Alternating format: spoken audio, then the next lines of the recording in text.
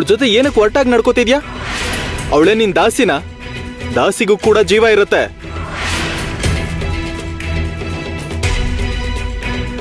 ಇಷ್ಟು ಚಿಕ್ಕ ಹುಡುಗಿಗೆ ಯಾಕೆ ಹೇಗೆ ಹಿಂಸೆ ಕೊಡ್ತಾ ಇದ್ದೀರಾ? ರಾತ್ರಿ ಎಲ್ಲ ಒಂಟಿಯಾಗಿ ಕಾಡಲ್ಲಿ ನಡೆದಿದ್ದಾಳೆ. ಊಟ ತಿಂಡಿ ಇಲ್ಲದೆ ಸಂಕಲ್ಪ ಪೂರ್ತಿ ಮಾಡಿದಾಳೆ. ಗುಡಿಲಿ ಪೂಜಾರಿಗಳು ಏನ್ ಹೇಳಿದ್ರು ಅಂತ ನೀನು ಕೇಳಿಸ್ಕೊಂಡೆ ತಾನೆ? ಕೇಳಿಸ್ಲಿಲ್ವಾ? ಸರಿ, ಅವ್ರು ಹೋಗ್ಲಿದ್ ವಿಷಯನ ಬಿಡು. ನಾವು ಹಾಯಾಗಿ ಎತ್ತಿನ ಬಂಡಿಲ್ ಕೂತ್ಕೊಂಡು ಮನೆಗೆ ಬಂದ್ವಿ. ಅವಳಿಗೆ ಹಿಂತಿರುಗ್ ಬರುವಾಗ ಕೂಡ ನಡ್ಕೊಂಡೆ ಬಾ ಅಂತ ಹೇಳಿದ್ವಿ. ಅವಳು ಬಿಂದಿಗೆನ ಅಂಬಿಕಾ ಅವರು ಮುಳುಗಿಸಿದ್ರು. ಅವ್ರು ಮಾಡಿದ ತಪ್ಪಿಗೆ ಸಕ್ಕುಗ್ ಬೈದ್ರಿ. ಸುಸ್ತಾಗಿದ್ರು ನದಿಗೆ ಹೋಗಿ ನೀರ್ ತಗೊಂಡ್ ಬಂದ್ಲು. ಪ್ರಾಣನ ಪಣಕ್ಕಿಟ್ಟು ಬಿಂದಿಗೆನ ತಗೊಂಡ್ ಬಂದ್ಲು. ಪಾಪ ಅವಳು ಬೆಳಿಗ್ಗೆಯಿಂದ ಒಂದು ಹನಿ ನೀರ್ ಕೂಡ ಮುಟ್ಟಿಲ್ಲ. ಅವಳು ಎಷ್ಟು ಸುಸ್ತಾಗಿದ್ದಾಳೆ ಅಂತ ನೋಡು. ಅಂತವಳಿಗೆ ಪಾತ್ರೆ ತೊಳೆ ಅಂತಿದ್ಯಾ? ಅವಳಿಗೆ ಆಜ್ಞೆ ಮಾಡ್ತಿದ್ಯಾ? ನೀನ್ ಹೀಗ್ ಮಾಡ್ತಿರೋದು ನನ್ಗಿಷ್ಟ ಆಗ್ತಿಲ್ಲ ಅಕ್ಕ. ಸ್ವಲ್ಪ ಮಾನವೀಯತೆಯಿಂದ ನಡ್ಕೊಳ್ಳಿ. ಅವಳಿಗೆ ಸ್ವಲ್ಪ ಉಸಿರಾಡೋದಕ್ ಬಿಡಿ. ಅವಳನ್ನ ಯಂತ್ರ ಅನ್ಕೊಂಡಿದ್ದೀರಾ ಅಥವಾ ಪ್ರಾಣ ಇಲ್ದೇ ಇರೋ ಬೊಂಬೆನಾ? ನಿಮ್ಗೆ ಕರುಣೆ ದಯೆ ಅನ್ನೋದೇ ಇಲ್ವಾ? ನೀವ್ ನಿಜವಾಗ್ಲೂ ಮನುಷ್ಯರೇನಾ?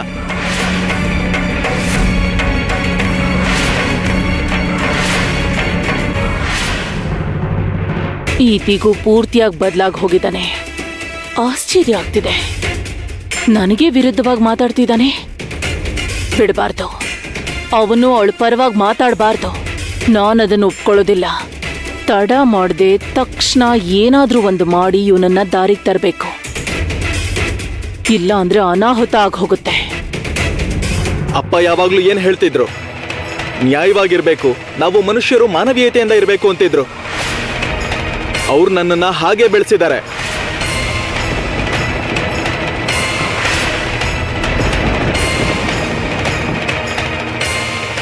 ತಂದೆ ಬಗ್ಗೆ ಮಾತಾಡ್ತಿದ್ದಾನೆ. ಕುಟುಂಬನ್ ಬಿಟ್ಟು ದೇಶ ಸೇವೆ ಮಾಡೋ ಅವರನ್ನ ಸಮರ್ಥಿಸ್ಕೊತಿದ್ದಾನೆ. ಹೆಂಡತಿನ ತಲೆ ಮೇಲೆ ಕೂರ್ಸ್ಕೊತಿದ್ದಾನೆ. ಅವಳಿಗೆ ಕೆಲಸ ಹೇಳಿದ್ರೆ ಇವನು ಒದ್ದಾಡ್ತಾನೆ. ಇಲ್ಲ ಇಲ್ಲ, ಇದು ಹೀಗೆ ಮುಂದುವರಿಬಾರ್ದು. ನೋಡಕ್ಕ, ನನಗೆ ವಾದ ಮಾಡೋದಕ್ಕಿಷ್ಟ ಇಲ್ಲ, ಆದ್ರೆ ಅನ್ಯಾಯನ ಸಹಿಸ್ಕೊಳ್ಳೋದಕ್ಕಾಗದೆ ಮಾತಾಡ್ತಾ ಇದ್ದೀನಿ. ಈ ಮನೆಯಲ್ಲಿ ನಾವು ಪ್ರೀತಿ ಅನ್ಯೋನ್ಯದಿಂದ ಬದುಕೋದಕ್ಕಾಗಲ್ವಾ? ನಾವು ಮನುಷ್ಯರು ಅಕ್ಕ.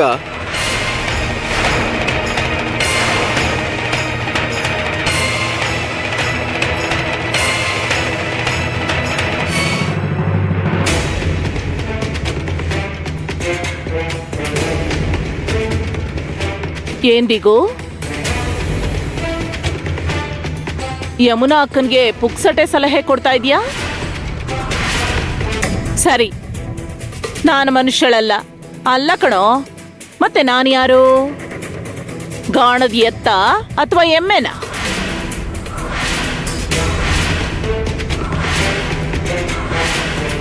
ನಿಜ, ನಾನ್ ಗಾಣದ ಎತ್ತೆ. ಈ ಮನೆಗಾಗಿ, ಈ ಮನೆಗೆ ಒಳ್ಳೇದಾಗ್ಲಿ ಅಂತ ಹಗಲು ರಾತ್ರಿ ದುಡಿಯೋ ಎತ್ತು, ಗಾಣದ ಎತ್ತು. ನಿನಗೆ, ಯಮುನಾಗೆ, ಜೂಜಾಡೋ ಗಜಾನನ್ ರಾವ್ಗೆ, ಅವನ ಹೆಂಡತಿಗೆ, ಮಗನಿಗೆ ಯಾವ ಕಷ್ಟನೂ ಬರಬಾರ್ದು ಅಂತ, ನನಗೇನಾದ್ರೂ ಪರವಾಗಿಲ್ಲ ಅಂತ ಹಗಲು ರಾತ್ರಿ ಕಷ್ಟಪಟ್ಟು ದುಡಿತಾ ಇದ್ದೀನಿ. ನೆಮ್ಮದಿಯಾಗಿ ಊಟ ಮಾಡ್ತಿಲ್ಲ, ನಿದ್ದೆ ಮಾಡ್ತಿಲ್ಲ. ನಿನ್ನ ಬಗ್ಗೆ ಯೋಚನೆ ಮಾಡ್ತಿರ್ತೀನಿ.